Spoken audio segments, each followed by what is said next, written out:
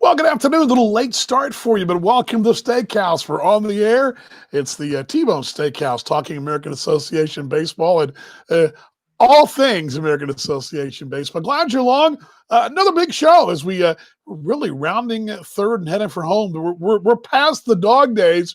We're in the last 100-meter sprint. That's where we are. Let's roll the open. Let's keep our fingers crossed. Let's just hope this thing doesn't lag like it did last week, because the joke's on me. Here we go. Steakhouse is on in 3, 2, 1.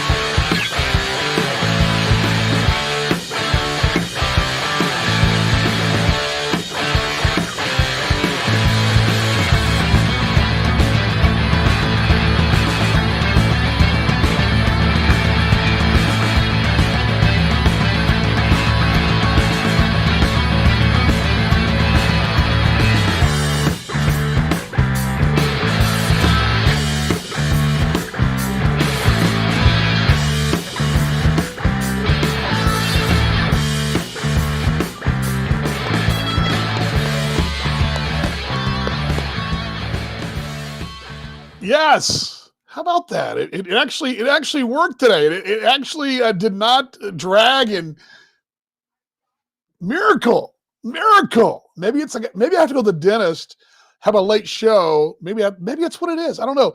Happy Wednesday. Sorry about the late start. Yes, dental work today. And then for some reason I made that appointment back. I guess because I thought I'd be in town, and I have no idea if I was going to be in town. I kind of got to schedule my doctor's appointments around T-Bone's games. Where were we going to be today? Just out of curiosity, that's something I probably can look up real quick. I don't recall where we're going to be today. Where were we supposed to be today? Give me a moment. This is kind of freelancing here, but where were we supposed to be today? Because I have a feeling I just kind of threw a date out there, hoping that date would work. And oftentimes it's probably not the best habit to go by. And then I look up later on, I get surprised. Oh, by the way, you have an appointment today. I'm like, why did I make that appointment? It's like, and this one, I don't know why I made it, knowing that today we would be doing this show at noon. My appointment was at 11, got it about 11:45, 11:50, but no way to really make it work. Let's see here. Out of curiosity, where are we supposed to be today? We would have been. No, that's the wrong one. That's the schedule. That's the schedule that they're playing now. Where were we supposed to be? Let's try it again, folks. Where are we supposed to be today? Let's just do this real quick. I know you guys didn't tune in to watch me kind of hee-haw around here, but him and haw. But let's just. Oh, here we go. I have a schedule folder. That's why. That's why, Vaughn. Here we go. T-Bones were supposed to be today. Come on. Load up. Today would have been, we would have been playing, we would have been playing Cleburne at home. So I guess what I must have saw on my schedule when I made this at the dentist, that I'd be in Texas, but I probably didn't look at the red and the schedule's red for home, and the other color, I think it's tan for road. Anyway. I got drug. I think good to see Brother Daryl out there. I think I've drugged tail enough, haven't I? How you guys doing? Glad you're along in the Steakhouse. I get a late start today. Sorry about that. We got plenty to get to. No guest today, but a lot of American Association tidbits to kind of get to as we're going to get you caught up. Really, not really a T-Bone perspective, but some T-Bone perspectives. And then we're going to kind of break down a little bit of what's going on in the association. The 6 teams are playing. Really, a week from tomorrow's final day. I mean, they got 8 or 9 games, or 10, depending on who you are. There's a couple with 8, one with 10, and a couple with 9, depending how you look at it. But it is the last sprint. Basically, a lot of folks are still alive. We're going to get to that. Also, you guys, if you want to chime in, of course, the chat line's open. I'd be more than happy to take questions and comments. if you want to jump on the show, I can make that happen for you too. If you're dying to talk T-Bones baseball and the American Association, I've done this before. Open up the green room for you guys. T-Bones faithful, if you want to be in the green room, want to join the show and make your comments, questions live on the air, you're more than welcome to do that. So just go to that link right there. More than happy to put you on and get your question, comment about the T-Bones. But Wednesday's Wisdoms, where we always start out, it's my little nugget, whether it be historical, and most of the time historical, sometimes poetry. We've done that before. But we've been talking about the history of the baseball. We talked about his original form was kind of freelanced. It was anything from whatever the pitcher came up with. It's kind of like as a little kid, you kind of made a baseball or whatever, whatever you could find, whether it be socks or rags or whatever. And then, that's kind of what the pitchers did. Then it developed into a more normal dimension, if you want to call it, around the turn of the last century. Then they finally even unified it even more. And the American League and the National League both kind of got set. We talked about that in the dead ball era to the live ball era. And then we moved into the more current era, talking about the mud, the Mississippi mud. Not Mississippi mud. They always called it Mississippi mud. The Delaware River mud that was on baseballs. We talked about that last week and the story behind that. Today's Wednesday's Wisdom is a continuation of the story of baseball. But what it is I mentioned this, I believe, early on about the stitches of the ball, the seams, right? Stitches, seams, whatever. I mentioned this. I'm going to put this on the screen here. There we go. I mentioned this a little bit to you guys. Gosh, I guess it would have been when we talked about the original design of the baseball. And let me pull one of those up here for you guys. Let's see here. Here's an Australian baseball pearl, lightly rubbed. Here's one American Association ball, more or less, more what you would see coming out of the umpire's bag, throwing it to the starting pitcher and ready to go. What I want to talk about are the stitches. Let's see. You guys see the stitches there? There you go. I got a good view of the stitches there. Got a little autofocus on us there. There you go. In total, there are 108 stitches. Double stitches are used to cover this baseball. 108. That's a trivia question you can use at your next party or event. How many stitches in a baseball? Well, 108 of these double stitches here. And it looks to me, I'd say about 108. Yeah, just looking at it on the surface. But this is at the MLB level, these red stitches and the rest of what is used in a baseball are stored in temperature-controlled facilities, which would and wound under tension, so no soft spots exist in the ball. So these things are all done uniformly, and you know how it is. You know, something or that we think would fit us. Maybe the stitching's a bit off. It's a little tighter. We the mail order thing, or maybe you've gone to a store and you think, okay, now I usually wear an XL, but this shirt's cut a little differently because the stitching's cut a little tighter or whatever. That's the same thing in a baseball. I mean, you can wind it a little tighter, a little looser, whatever. So it's 108 stitches, double stitched, and they're stored and controlled in facilities that and wound under no tension. So are these facilities where there's a uniform temperature, which they won't have soft spots. According to the Major League Rule Book, MLB baseballs must weigh between 5 and 5.25 ounces. We talked about that, measured between 9 and 9.25 inches in circumference. We've also talked about that. Official Major League Baseballs first start with a core. We talked about that. Then covered in the black rubber, then another red rubber layer. Then the yarn comes next. A revolving machine winds more than 200 yards of wool, another 150 yards of fine white cotton around the core. And then once that's done, the two strips of white horsehide or cowhide, depending on where you are, in that figure 8. Of course, you see that it is an 8. If you see it, take out the stitches, you can see it.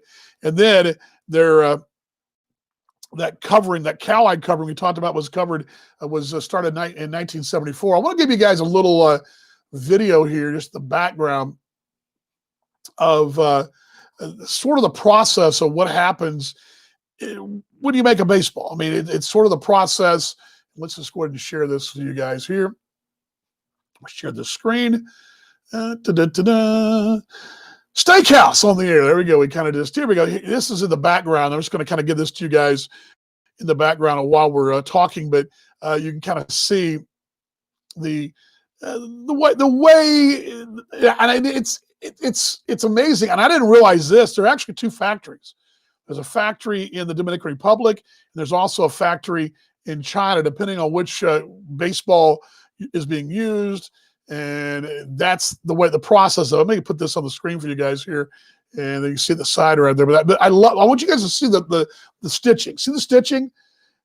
Double stitch, 108 stitches, double stitch. The process is the most intricate and the most time-consuming part of creating a baseball. So everything else is a little easier to do, but the stitching process is the one that takes the most time. It's the most, it also, because of the way the ball is shaped, competitive balance-wise, soft spots, hard spots, whatever, it's the most important part to make this thing right. So it's a very even feel. We talked about how pitchers will toss out a ball because they don't like the way the stitches feel. They're too soft, they're too hard. You see what they're doing right there. Once the cowhide covers have been stapled on, someone has to hand stitch them with red thread. Total 108 hand stitch double stitches are used to cover the ball. Then these red stitches, the rest of what is used, are stored, as I mentioned, at controlled temperature. 108 stitches applied, each one by hand. You see them right there. Total of 88 inches of wax red thread are used for each process, and the process takes about 13 to 14 minutes per baseball. And typically the first and last stitch are completely hidden. And once the threading is finished, the staples are taken out. The ball is put through a rolling machine for another 15 seconds to eliminate any raised stitches. So it kind of gives you an idea, but you see the finished product there. But again, the stitching process, the most intricate and the most time-consuming and probably the most important. Because again, besides scuffs, which guys will take a ball out because it's scuffed, pitchers, the feeling is pretty generic when they have the mud on it. Sometimes it'll be a little glossier than others. If you got less mud than other, the Delaware River mud. But the stitching is where you're going to have places. And let's see if I got a ball here.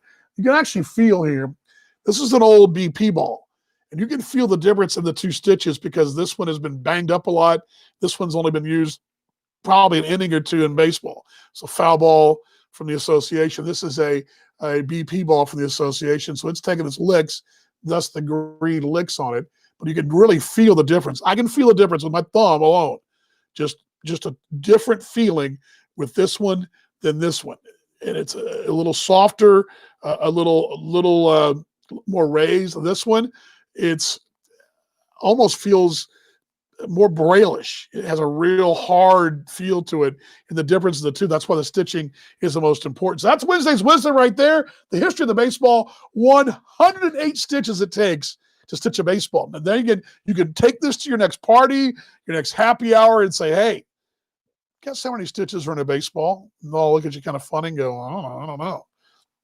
You will know. And that's Wednesday's Wisdom here on the Steakhouse. Glad you're along. Dan Vaughn with you talking T-Bones baseball here. We got the iced coffee going here, post-dentist. Good stuff. With the Trenta out today. Okay, American Association time. Boy, telling you, it's a shame the T-Bones aren't playing because I remember this time, and I'm going to talk about this late in the show, this time last year. I mean, just how things felt when the T-Bones were in the hunt and making that run. Standings-wise, here you go for after last night.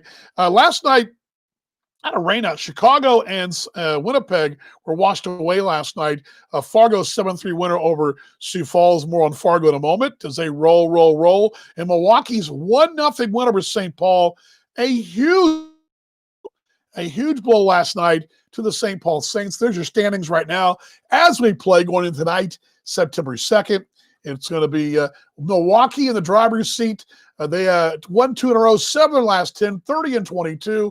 We'll get to more about them in a moment. Canaries are 2.5 back, firmly in second place, although with the loss last night, 3 above, 6 their last 10, they do find some folks at their heels, mainly Winnipeg, who has a chance to, with a sweep perhaps, coming up on Thursday, make up at least a half game, with one game. And then Fargo, 5 back. They've won 8 in a row. How about those Redhawks? Maybe too little too late, but don't count them out just yet. And then St. Paul, they've dropped 4 in a row, a crushing blow last night. They've dropped from second, really tied for second position, a game back, really, to this 5 games back. They're in a real spot now. They've got to get rolling. Everybody else does. Chicago, 7 back, 4 the last 10. They are now 6 below. There's your standings in the association. Some notes to pass along to you as far as where this thing goes. I mentioned Milwaukee right now, 30-22. And that puts them with a 2.5 game lead and a cushion now after last night's 1-0 win. What you got to remember, too, about Milwaukee, they had a huge – remember, we talked about this last week. They had back-to-back series with Chicago, and that was a huge deal. It was Chicago's last stand. It's been the real rivalry back and forth from the two teams.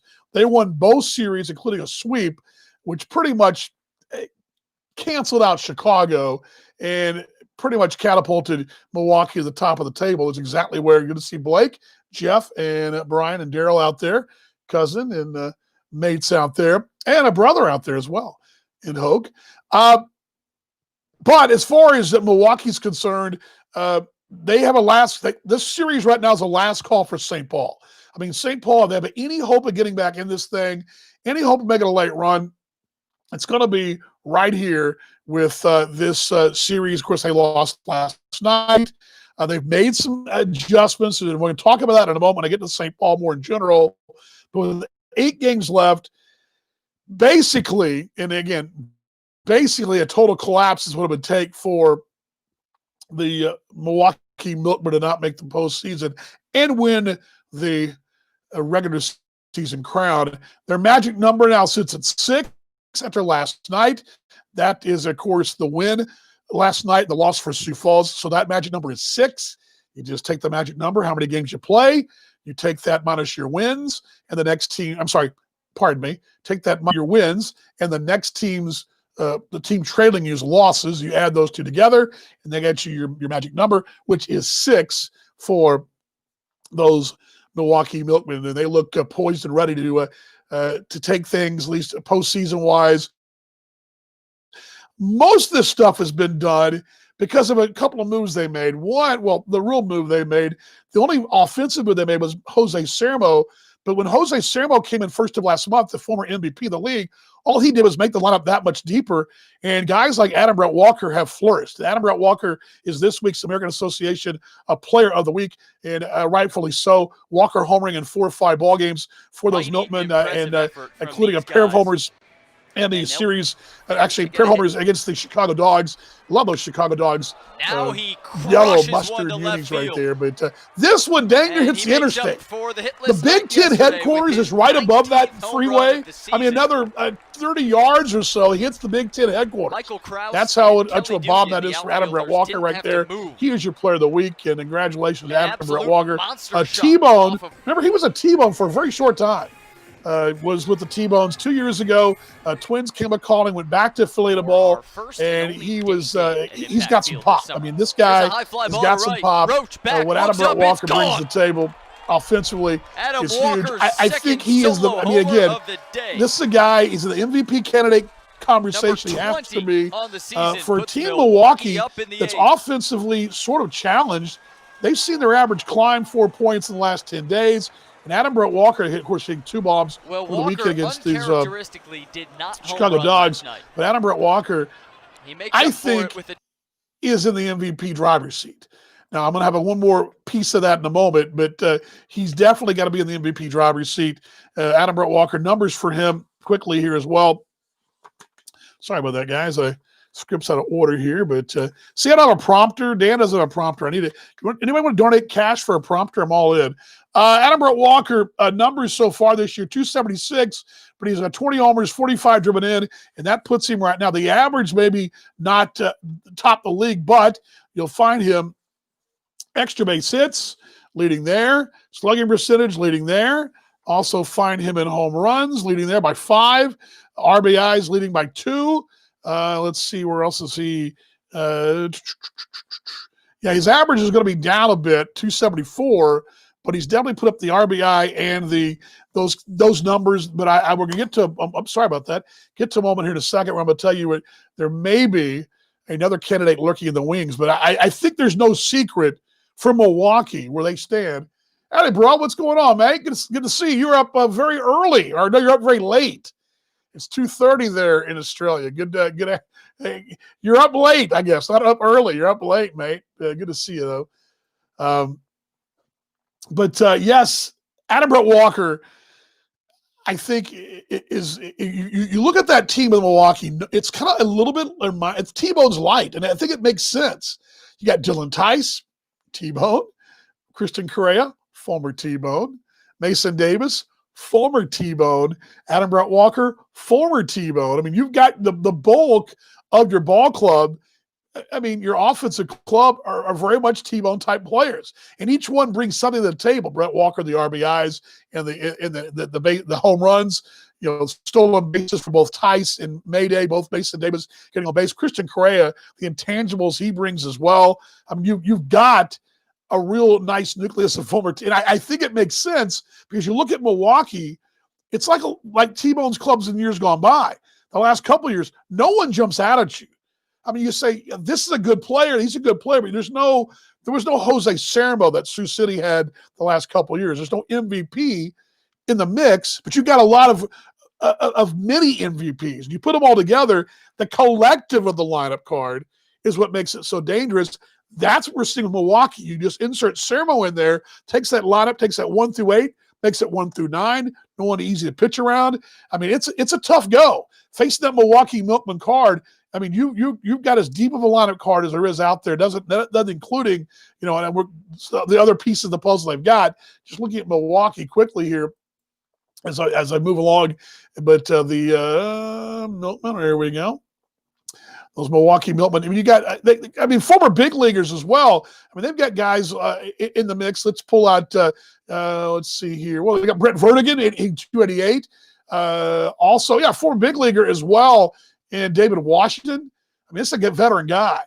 I mean, a left-handed stick, and you've got a deep card there that I just don't know how I don't know if anybody else besides maybe Sioux Falls can match up with them 1 through 9. Now, the key is good pitching always beats good hitting. Who of this group can be the one that unseat them in the playoffs? Right now, Milwaukee, I think, is the best pitching staff, but Sioux Falls is rounding the form. We'll talk more about that in a moment. A lot of talks more about that in a moment situations, too, coming to you. Can't sleep. Can't sleep. Let's talk some T-Bones baseball, mate. And, of course, T-Bones, in case you guys are not aware, the T-Bones are sitting this season out, but the American Association rolls right along. But glad you're along, mate. Glad you're along, and looking forward to catching up, hopefully, during the ABL season. Well, with Sioux Falls, who's right in the number 2 position, their magic number is 7. That's the 60 plus 27, or minus 27 minus 26. That's the magic number to clinch the wild card over Winnipeg, who trails them by 2 ball games.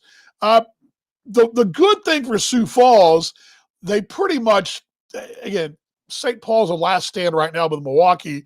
St. Paul had a crack at Milwaukee and a crack at Sioux Falls in back-to-back series, and so far not looking too good for St. Paul. Still some time, though, but not much. St. Paul was swept. They got swept by Sioux Falls, and they won another series, pushed the lead to 2.5 games up, and with they've got 9 games to play. That's that half game right there.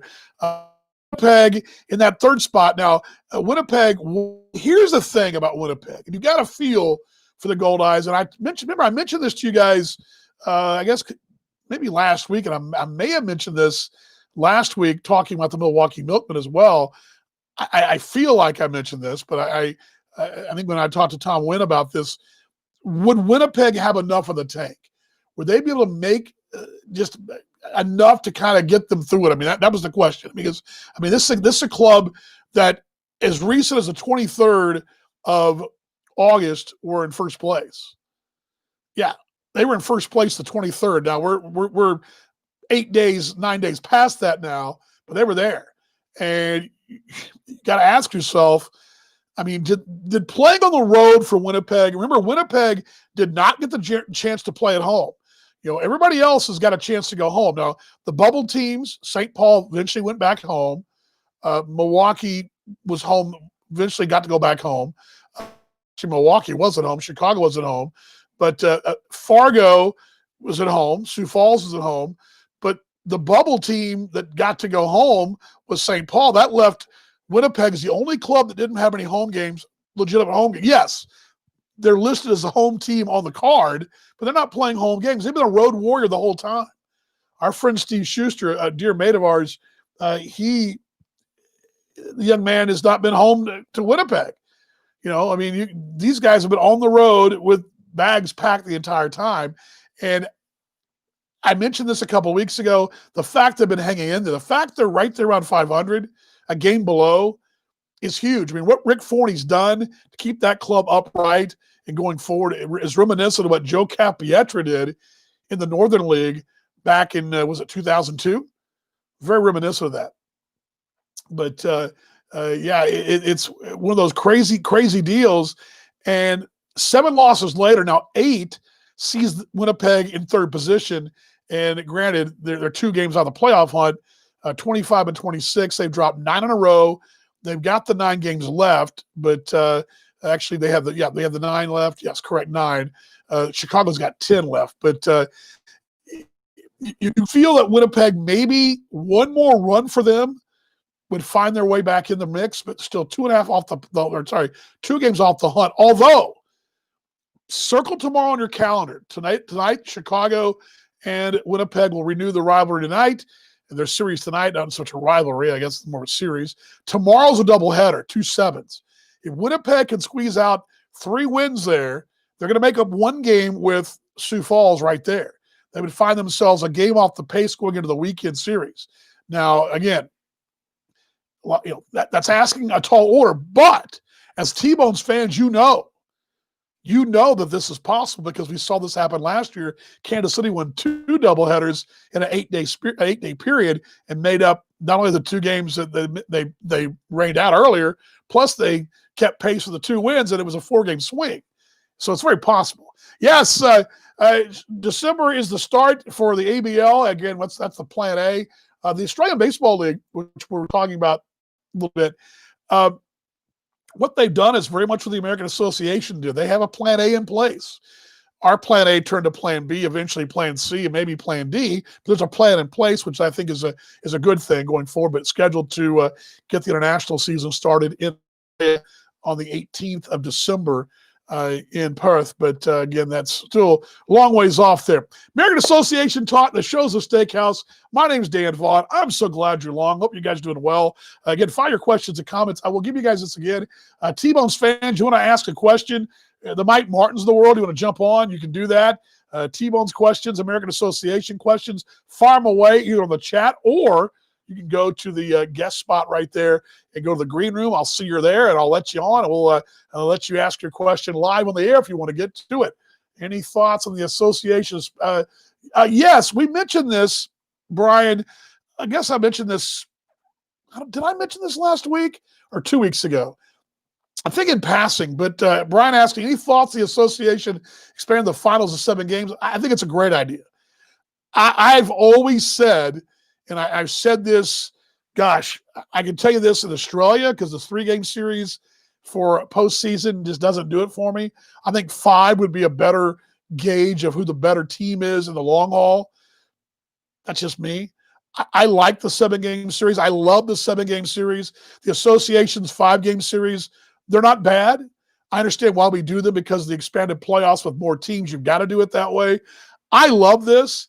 And I think possibly, if it works, you could see the association going to this model down the road for the finals. I could see it happening. I don't know if it's a shoe-in to happen in the long run, but I love the fact, and something we've talked about before, this COVID year we have, this 2020, where it feels like March 400th or whatever day it is, nothing's off the table in sport. I mean, everything is out there. You know, we've talked about this a little bit kind of tongue-in-cheek. Why not have a home run derby decide who it's an extra innings? I mean, anything. Of course, the big leagues are trying the other rules. I mean, whatever you can do to kind of trick things up, because nothing's normal this year. And we see in the NBA with hologram fans in the stands. You know, you've got the little cutouts in the big league games. The NFL, who knows what they've got up their sleeve? I saw the debate today about to have crowd noise and not to have crowd noise in these empty stadiums. So doing anything outside the box this year is fine with me. And that's what I've mentioned before. Whoever the champion of the American Association is, yes, there's an asterisk because the season was shorter, but I'm not going to be upset whoever it is, because in normal years I'd be upset. Because this is not a normal year, I always want to say, hey, man, love you guys and glad you had something good happen to you, because so much bad crap's happened. So it takes a 7-game series to decide the finals. Hey, that's great. And it makes sense, though, too, Brian, from a competitive standpoint, because you've had these two teams back and forth, and I think you'll have a real good gauge who the deeper team is. I see Christian Correa checking in right there. And as I mentioned earlier, there's no – over 7 games, that lineup that Milwaukee has and their pitching staff, I think would be the better club. But playing 7 games with a real determination of that. You're going to see the underbelly of the bullpen at some point. You're going to see if that lineup car can do it every night. You're going to see the other team can counter your ace, what their bullpen, what their lineup card can do. So I think the 7-game thing is a great thing. I totally agree with you. I couldn't be more in line with what you're saying. All right, let's continue. I mentioned St. Paul. They're 2-3 this week. The loss last night didn't help. They're actually 2 of their last 4. I really thought the Saints would just find a way. They seem to always find a way late. You know, they found a way late last year in that nip and tuck back in the last 2 years. Nip and tuck the last couple of weeks of the season, find a way. And that's kind of Jordan Samos's club. He finds those last few pieces. But I talked a little bit to Kevin Luco, who is obviously very dialed in with This Week in the American Association. And him and Rob Paneer, no better authorities on the league. Injuries, that's hurt. Some guys just haven't clicked like they hoped they would.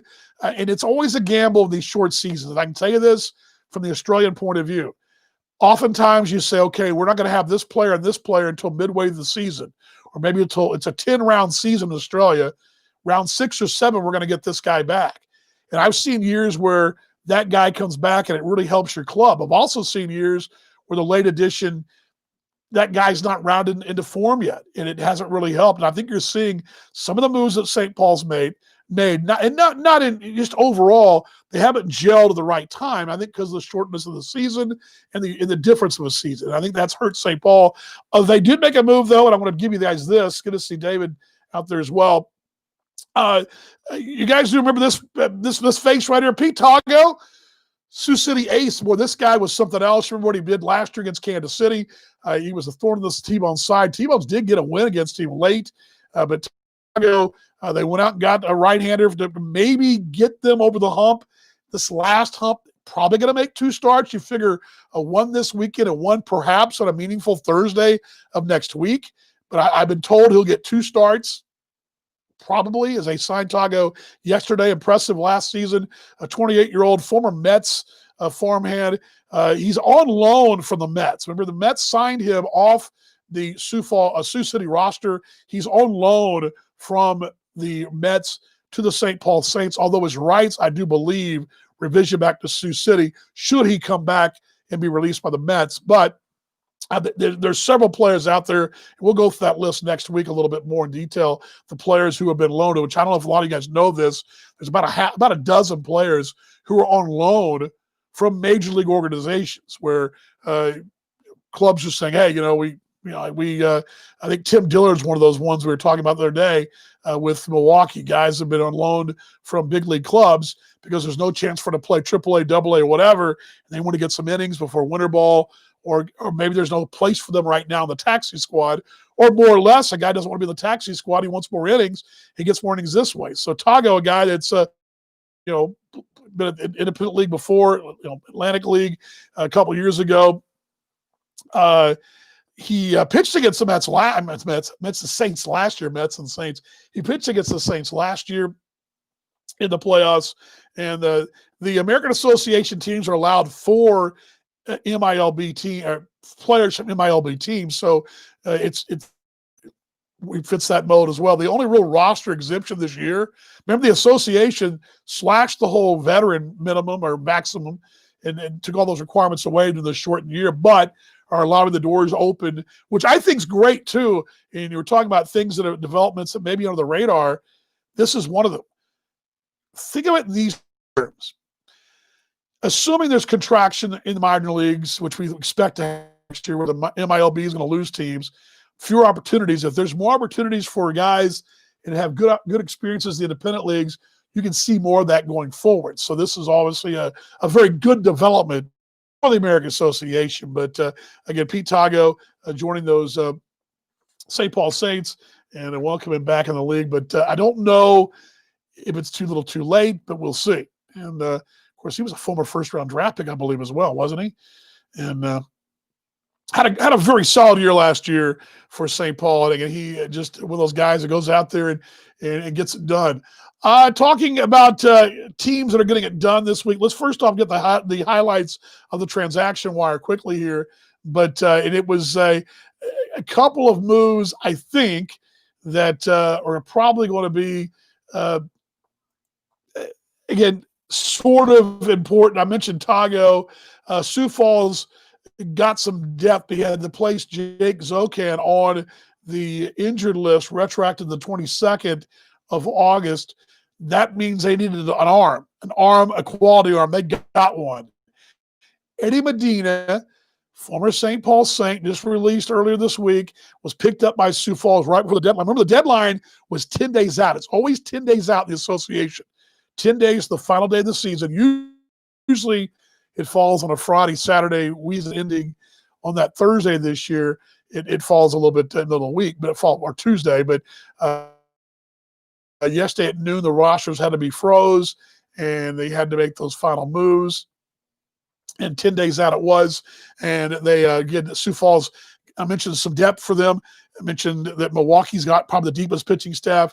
You add Medina, guys got veteran skins to the walls, won a championship recently last year, and you're going to find him in the mix in Sioux Falls. Gives them some pitching depth. And looking at Sioux Falls, pitching-wise, their ERA of 5.29 in that ballpark of theirs, which is not uncommon to have a high ERA. The only ERA above 5 in the league is Sioux Falls. Their bullpen's much better, much better, but they need some help probably in a series of Milwaukee. This is the right move right here, so it's a big move to help Sioux Falls. Also, Breland Almodovar was picked up by Winnipeg. I didn't mention that earlier in the Winnipeg move. Maybe too little too late, but we'll see. Bobby, good to see you as well. David as well. So, again, St. Paul releasing Medina, but picked up by Sioux Falls. It's my understanding, and this comes from different sources around the league, that this was a courtesy move. They released him with the hope that Sioux Falls would sign him, and that was the plan. So I hear that's what happened, but that's kind of the talk around the league. But that's a big move. That's one of those things that could solidify Sioux Falls to claim that number 2 spot and go to the postseason. Mentioned Fargo. Fargo maybe too little too late. They've won now the 8 in a row. They found themselves, on the 23rd, they're in the cellar. We were writing them off as done and dusted, those Fargo Moorhead Redhawks. They won 7 straight, climbed out of the cellar, and made a long shot. But at 8 of 9 left, 7 to 9, the challenging thing is that could do it if things broke right. If the right combinations of math happened. Well, obviously, they keep winning. They're going to find a way to get that number 2 spot, I think. That would take you a 14, 15, 12, 9, an 18-game winning streak would probably do it. But you've won 8 in a row, 17-game winning streak. But they've got 8 left. 7-1, 6-2 might sneak you in. It's going to be a long shot because the math has got to work right because you got to depend on other folks as well. But the case for Fargo, 3 with Sioux Falls, 3 with St. Paul, and 3 with Milwaukee. Can they go 7-2 in that bunch, that stretch? Well, actually, they won last night, so it's actually 7 left. Can they go? They've already got 1. Can I go 6-2 the rest of the way? 6-1, pardon me, the rest of the way. I mean, that would probably do it. It's a long shot, but they just could keep winning. But they found themselves winning 8 in a row. One of the main reasons they stayed afloat and not gone in the tank is because they got the pitcher of the week, and the pitcher of the week in the American Association, once again for the second time this year, is Matt Tomshaw. Tomshaw, the Point Streak pitcher of the week for this last week, ending on the 30th. Second time this year, been named the league's top pitcher. Is 5-3 at 2.78. His third complete game of the season, and a 6-2 win over the weekend on Sunday against Winnipeg. 2 runs on 5 hits. Only pitcher in the American Association with multiple complete games this year. Currently ranked 3rd in wins with 5 earned run average with a 2.78. Also third. Not sure my video is freezing up on me, but it is. But it should be rolling for you. See if it's fine work. Former Twins farmhand in an 11. And no doubt would think he would probably get a crack at affiliated ball one more time. Would be a great addition as well to this is actually the wrong, well, this highlight anyway, but you think he'd be a great addition possibly to an affiliated AAA, AA roster. But Matt Tomshaw is the pitcher of the week in the American Association. Congratulations to him, and that's kept Fargo on top. Mentioning Chicago, the Dogs, I think when this whole season's all said and done, we're going to look back and ask ourselves, what happened there? Because every move they made just hasn't worked out. On paper, their roster with all the big leaguers they run through, former big leaguers they run in and out of their lineup card, just hasn't worked out. And I don't know really the reason why, but it's just that's been the case. And it looks like they're going to be a stellar finish in the 6-team division. Really, there's not much they're going to be able to do. I mean, you're looking at making up those 7 games with the 10 to play. I mean, it's, yes, mathematically possible, but a lot of folks can get lost in the ballpark for that to happen. So, Steakhouse, glad you're along. Dan Vaughn with you on your Wednesday, talking T-Bones baseball, American Association baseball. Happy Wednesday to you. Late start today, but glad you folks chimed in. Questions, comments are out there. Love to have you guys join the green room. If you want to fire off something live, let me put this down for you, or my face there. Fire off live. I'd be more than happy to get you on the show live as well. We can talk a little as well. But that's what we're doing here, talking T-Bones baseball, talking American Association here on Facebook Live and on YouTube Live. So glad you guys are along. The chat line's there, and you guys can fire them away. Originally, I thought about doing this show perhaps via tape, but I thought, you know what? Guys like Brian, I want to hear from. So I'm going to do it live and in person. But glad you guys stopped by here to join us live and in person. Let's see here. Yes, I'm going to get to that too. This was posted yesterday, and I'm going to get to that in a moment. So very good stuff, Brian. I'm going to give that to you in a moment. I'm going to give you a tip of the cap as well for that, because you definitely on top of things. Here we go. I'm doing a little this there. There we go. Let's put this up in there. There we go. Put that up there in the mix of things. I was just doing a little producing on the fly here on the Steakhouse. Glad you're along on a Wednesday. There we go. Let's hit that logo down as well. Probably so. There we go. Okay, mentioned that Fargo. One of the things Fargo's done is they also swept. They've also swept the. Oops, how about that? Also swept the Players of the month of August. Tom Shaw again, by virtue of his fine work with this last month, he is named Raleigh's Pitcher of the Week for the American Association. scoreboard on Tuesday night against Chicago. Payout pitch, swinging a bouncer back to the mound. Tom Shaw snags it, turns, throws to first. In time to get Darble, and the inning is over. No runs, no hits, and nobody left on base. End of 2 at Newman Outdoor Field. It's 3-0 Redhawks on 93.7 CJNU. Just 31 hits in 48 innings. The 0-2. Swing and a miss. He got him. Jump on the outside out. Second strikeout for Matthew Tomshaw. Second base, center field, shortstop, and third. The 1-2 pitch, breaking ball, swing and a miss. He got it. 76 mile an hour ball away. Well, this is a guy lefty to righty, and the 0-1. Hill pops it in the air, shallow center. Dexter goes out. All-Day comes in. All-Day moving forward, makes the catch, and the ball game is over. Matthew Tomshaw pitches a 9-inning complete game. He works with his defense. He's just a very consistent arm. He's very much reminds me a lot of a guy that if you're watching the Australian Baseball League or the Korean Baseball League, Warwick Sopol, a young man who's playing in Korea right now, former big leaguer with the Tigers. Very much like him. Reminds me a left-handed version of Warwick. Same kind of stuff. Not a lot of strikeout stuff, but a lot of sink, a lot of movement. And lets his defense do the work behind him. And I think this guy's got a really a bright future. But congratulations to Fargo's Matt Tomshaw winning the American Association Pitcher of the Month. I mentioned those same Fargos, and one of the reasons they've been rocking and rolling, and an MVP candidate. And I mentioned this earlier, that Drew Ward. We talked about Drew Ward, oh gosh, a few weeks ago when he was named Player of the Week. And we didn't go into a lot of detail because Fargo hadn't been playing that well, and it was kind of like Tomshaw. I didn't really give enough notice to just how good of a year they were having, both these guys, but they sort of helped this club gel together and make this late push. Now, granted, it may not be enough to get things going late, but Drew Ward in his first season with the Redhawks, hitting .402 with 5 doubles, 9 home runs. This was going to last night. 28 driven in, 22 runs scored in 25 ball games.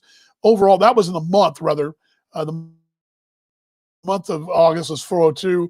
Overall, he's .337, 60 hits. Yeah, he was hitting 400, scored 13 long and 10 doubles this year for Drew Ward. And again, a guy that one of those new sort of semi-American Association stars this year that you would not have seen perhaps without this whole situation. But he is he's solid. Leading Oklahoma native, drafted out of high school by the Washington Nationals. And back in 2013, driven up third-round in pick. Left field. Now this ball's got a played chance 7 seasons in the Nationals farm system.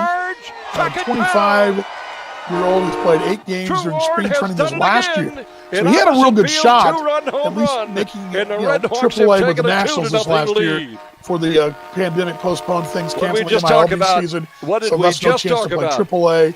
This man is some kind of strong, AAA, kids. not competing for a big league job with the Nationals, but Fargo sweeping the honors this week, player and pitcher of the month of August, both Matt Tomshaw and Drew Ward. Again, this guy has got some pop, and here's a little bit of a slow motion shot right here. This thing is a missile. About 20 feet off the ground, just keeps traveling and puts a hole in the board out there. How about that? There you go. So Drew Ward and Matt Tomshaw, your association players and pitchers of the week. Let's pull that down. How about that, Vaughn? There you go. There you go. So right there is the numbers. There are 8 games left for Fargo as well. Actually 7 now. I will say this. Chicago has a chance with a winning streak here and there. They do got 7 ball games left with Sioux Falls. So a lot of folks will be cheering for those Chicago Dogs this weekend and this week going forward with them playing Sioux Falls. If they were to say this final 7, they were 5-2, let's say, it could be a long way. And even a sweep mixed in there could be the spoiler. So watching Chicago, one thing to keep a note in mind of is that the Chicago Dogs could very easily play the spoiler role in the American Association. So all that being said, that kind of closes out our look around the league here. Glad you're along on the Wednesday edition here of the Steakhouse, as we will bring this down, bring that out. But talking a little baseball here, and did I actually delete that? I didn't mean to. Oh, well. Such is life. Happens like that. Let me do this. There we go. And let me do this. You guys are wondering, what's Vaughn doing? What's he doing there? Again, the Steakhouse logo goes up. Boy, I'm just staring around here. You guys are going, what is this guy doing? What is he doing? Don't tell me I took the logo out too. Yeah, I took the logo out too. Goodness gracious, folks. Oh, well.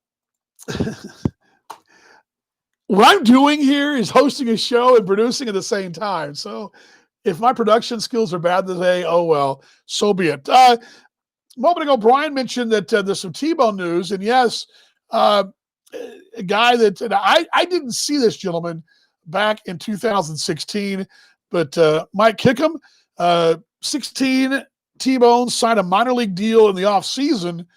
And that minor league deal has found his way back to the big leagues. Now, he was in the big leagues with the Giants, I believe. What was it, 2012-13? I think that's correct. Yeah, he made the big leagues with the Giants. Yeah, 12 and 13. But back in the big leagues again, his contract was purchased by the Boston Red Sox over the last couple of days. Pitched 30 and third innings at the major league level in 13 and 14. A high ERA in that short sample size, 10.98. Righty spent last season as a swingman in the AAA bullpen for the Marlins, 4.27 and 86 and a third, but had gone to that taxi squad, pitched well enough to be selected by the Red Sox. And let me give you adding here there you go. There's Brian's. Brian also talked about that as well. But congratulations to Mike Kickham and making the big league return again. So former T-Bone back in the big leagues. In 2016, I had to go back and look this up. I do remember him in Kansas City, but a good year. 3-5 was the number in wins and losses, but that's not indicative of how he pitched. A 2.83 in 86 innings, 73 strikeouts, had a very good year. The wins and losses in 14 starts, not really indicative of just how good of a pitcher he was during the 2016 season for Kansas City. But a little T-Bones news to pass along to you as well. How about this too? I mentioned Dylan Tice earlier, and Dylan Tice also, I just love this play. This is so Dylan Tice. You guys have seen this before. This guy has one speed. It's all out. You put him and Mason Davis in that Milwaukee Milkman lineup card. They've got one speed. It's full speed. And Tice had a very interesting triple. This is a very Dylan Tice-like play. A lot of guys might have slowed up a bit in this play, maybe turned into a double. But Tice, because he comes out the batter's box, shot out of a cannon. This guy does not slow down. He doesn't matter if it's a pop fly, routine grounder. He's flying out of the batter's box, and thus has plays like this. The way for it to load for us here. But Tice with a triple for those Milwaukee Milkmen, and Dylan so far this year batting 268, 3 homers, 22 driven in, and Tice with the triple. That would have been his second triple of the year. And here it is right here is the play from over the weekend. Dylan Tice with the 3-bagger right here. Switch hitter batting righty, lines it to right, and it's down and past Victor Roach. This one bouncing all the way to the wall. Tice with pretty good speed is going to at least get the 3. Let's see if they're going to send him. Nope. They will hold him up, and wisely so. Switch hitter batting righty, lines it to And why does he have a chance for 3? As you hear our good meet right there, Tom Wynn for the Milwaukee Milkmen. Why does he have a chance for 3 or a chance for 4?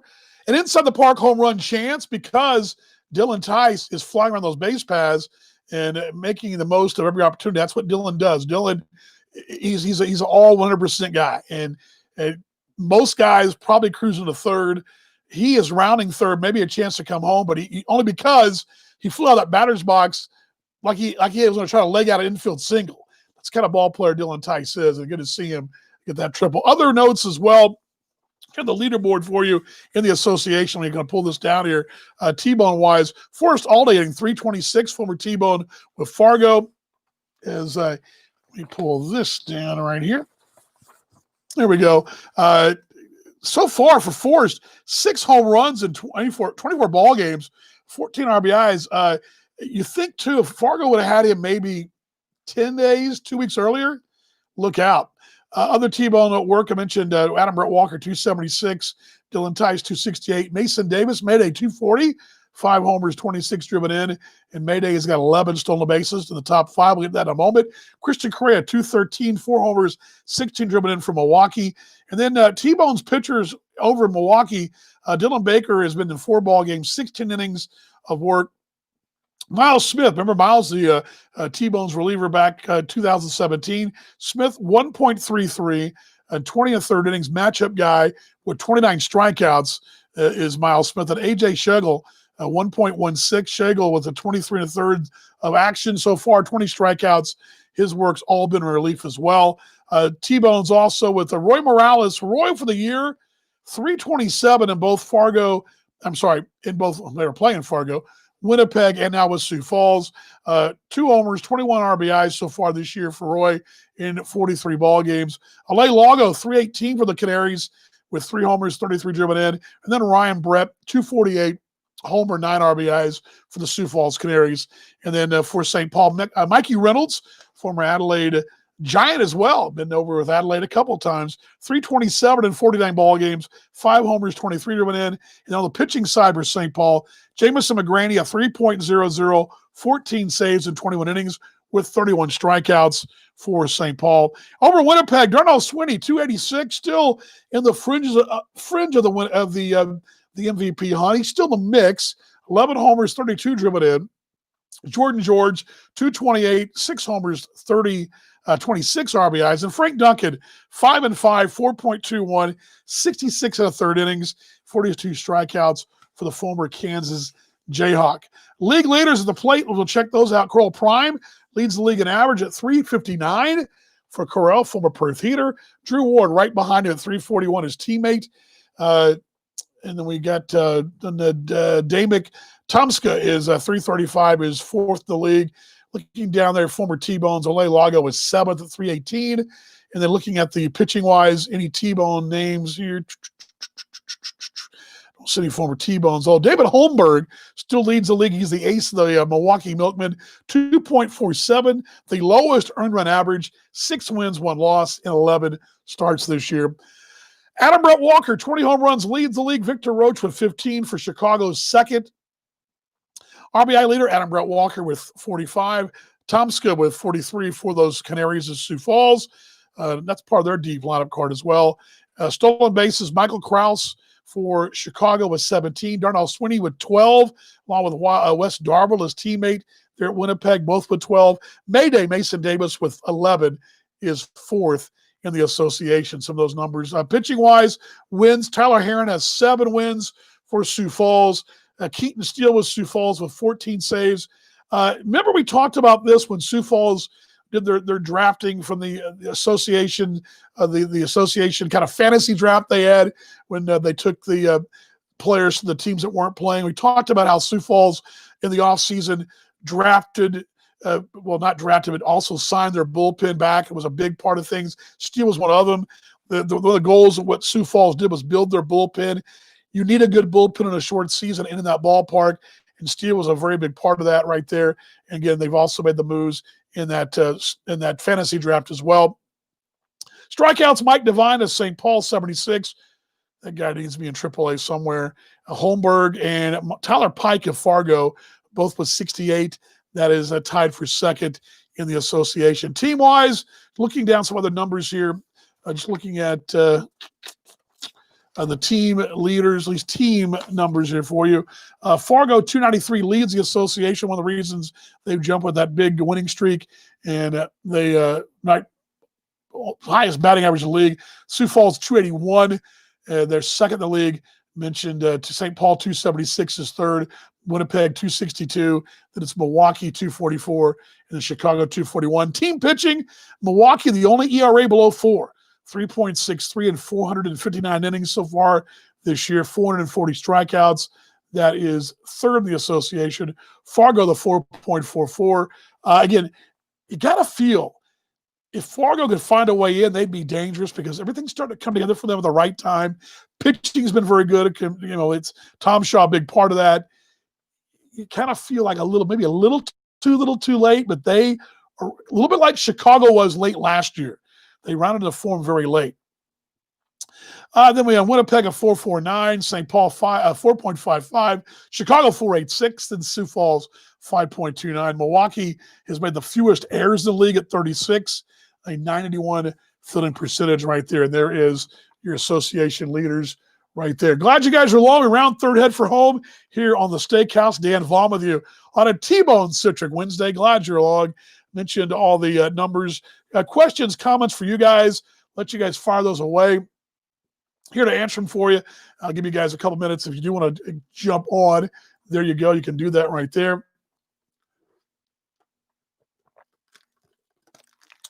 Good iced coffee today. Good iced coffee today. Last call on questions and comments. Really just one of those late season shows. I mean, there's a lot going on around the league, but not a lot going on for the T-Bones. Although coming up tomorrow, we will have a little bit going on for you. I mean, tomorrow it is our Thursday edition of the T-Bones Greatest Hits, and there it is right there. T-Bones Greatest Hits tomorrow from the vault to you, and we'll open that up on MixLR. Now, tomorrow I've also got an appointment as well. We're going to begin the show at 10 o'clock tomorrow. So usually it's a noon show, but 10 a.m. tomorrow. I might even push it back about 9:30. But for sure, at 10 a.m., we're going to get the thing rolling. Hopefully, be wrapped up by around 12:30 or so tomorrow. So the T-Bones Greatest Hits. Can you guess where we're going to go? Guess where we're going to go. What? I imagine 2018 is where you're going to find us again. I imagine the Championship Series, you'll find us. It's just a guess. It's just a guess. But I think you'll find us there tomorrow on the T-Bones Greatest Hits tomorrow from the vault to you. Also, you can find me on all my channels as well. Love to have you follow me at Dan Vaughn on Twitter and then Dan Vaughn YouTube, which you're watching us live right now, and my Instagram, Dan Vaughn Jr. Of course, you can follow us as well on our T-Bones channels. We always got those open for you. T-Bones website, tbonesbaseball.com, and of course, got your T-Bones Baseball Twitter right there. Got that for you. Instagram as well. But we also got your follow us on. If you're following the T-Bones, you're following me, vice versa, because we're both back and forth. Sometimes we're almost the same person. Sometimes we're not, but sometimes we are. So all good. But for sure, check those channels out. Hope you will, and appreciate you guys following me on social media. One more thing to pass along to you as well. I do a little show tomorrow night. It goes Max. He couldn't be quiet the entire show. He had to pop off. But I mentioned Australia, and a show we do every Thursday night in North America.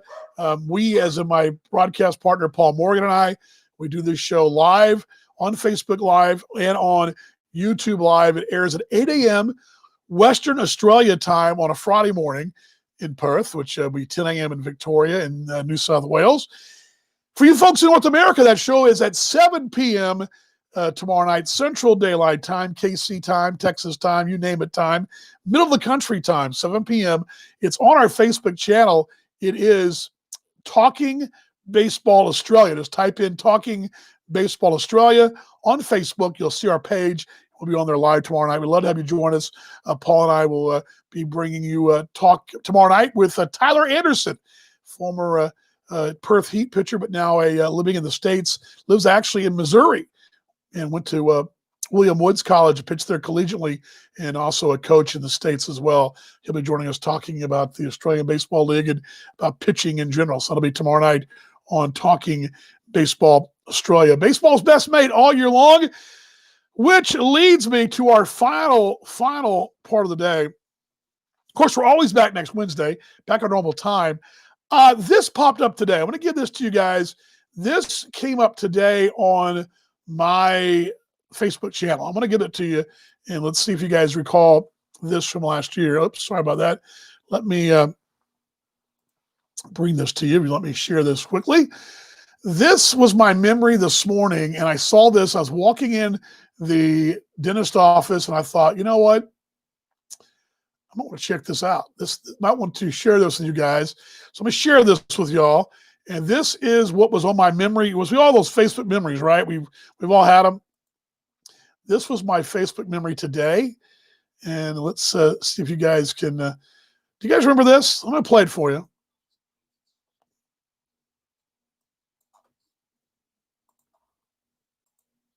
Do it. You would think anyway. Flores with the ball behind that right wallet. The 1-2. Line up the middle, base hit, rounding third of the irons. Here's a throw coming up. It's up the line. He slides in. He is safe. And the T-Bones have won it. They've walked it off again. 6-5 final. The T-Bones are division champions. Gillespie delivers. And Kansas City's won it. The 2019 American Association Southern Division champions. The Kansas City T-Bones have won it.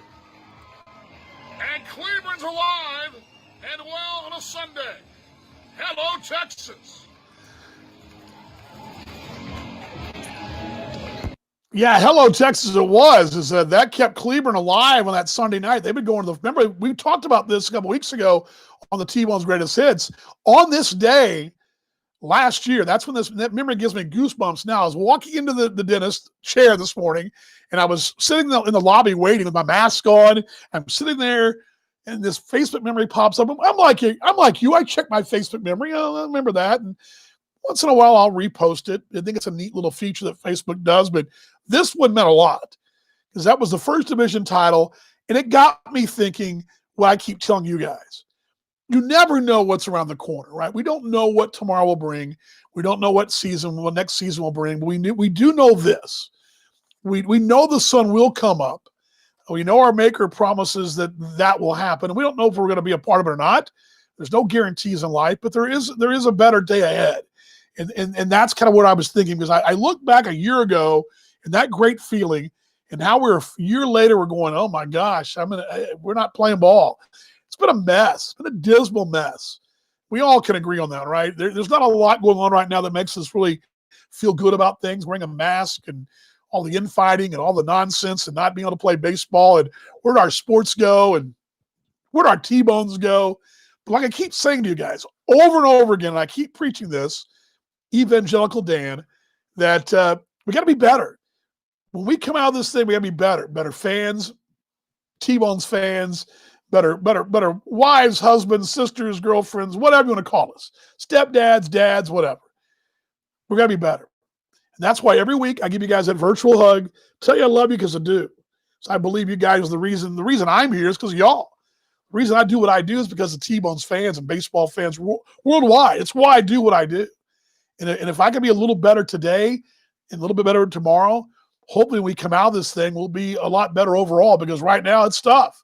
And you look at something like that, it brings chills and tears and great feelings to my body, but what a difference a year makes. So as we sit here today, knowing a year from now, we could also be sitting there again, reliving the very same thing with the T-Bones winning another division title. That's what we have to look forward to, because I believe that's in our future. So I say that for the very end of the show, because I thought, on a high note, on a good note, a note that matters. It matters to all of us. It matters at least to all this T-Bone faithful right there. So a big thanks to you guys for watching, joining us worldwide. We had Australia as well. They're watching us on replay. Glad you guys are along. Please subscribe. Love to have you do that. Or follow me on Twitter as well at Dan Vaughn Jr. And of course, follow the T-Bones. And feel free to stop by and chat anytime. We'd love to hear from you as we talk T-Bones baseball and all that implies here on the Steakhouse right here on a Wednesday. Big thank you, everybody. Let's close this thing out. It's the part I hate, that close sign comes up. Got to put the menus away, put the steak knives away, put everything away to another show. See you guys next Wednesday. Back at a normal time, noon Central Daylight Time. Let's roll the close. Love you guys. See you next week on the Steakhouse. Good night, Sizzle.